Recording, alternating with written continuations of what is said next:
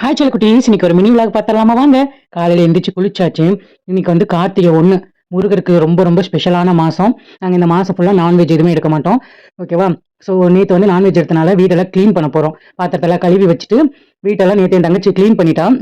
But வந்து துடைக்கணும். நல்லா பாட்ட போட்டு கேட்டுட்டு, அப்படியே டான்ஸ் ஆடிட்டே வந்து கழுவிட்டு இருந்தேன். இத கழுவிட்டு, துணியெல்லாம் இது போர்வெல்லாம் இருக்கு. அது எல்லாத்தையும் மடிச்சு வச்சுட்டு வீட்ட தொடச்சிடலாம். நாங்க எப்பவுமே வந்து கார்த்திகை மாசம் சாப்பிட மாட்டோம். ஏன்னா, எங்களுக்கு முருகர் ரொம்ப ரொம்ப ஸ்பெஷல். அப்பாவும் தம்பியும் மோஸ்ட்லி மாலை போடுவாங்கன்னு நெனைக்கிறேன். பட் தெரியல என்னன்னு.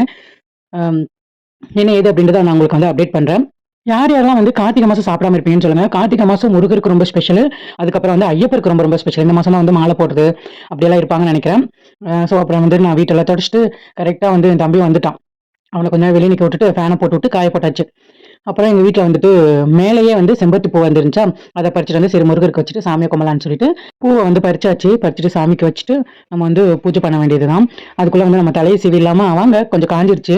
காஞ்சதுக்கப்புறம் தலை சீவலான்னு சொல்லிட்டு, தலை சீவ ஸ்டார்ட் பண்ணிட்டேன். எனக்கு வந்து இந்த மாரி சுருட்டி போடுறது என்னோட ஃபேஸ்க்கு செட் ஆகும். நேர் உச்சி எடுத்தாலும் சரி, சைடு உச்சி எடுத்தாலும் செட் ஆகும். அதுக்கப்புறம் என்ன பின்னிட்டு, கிளிப்ப வந்து குத்தியாச்சு. நான் ரொம்ப என்ன ரசிப்பேன். யார் என்ன சொன்னாலும், எனக்கு என்ன அவ்ளோ பிடிக்கும்.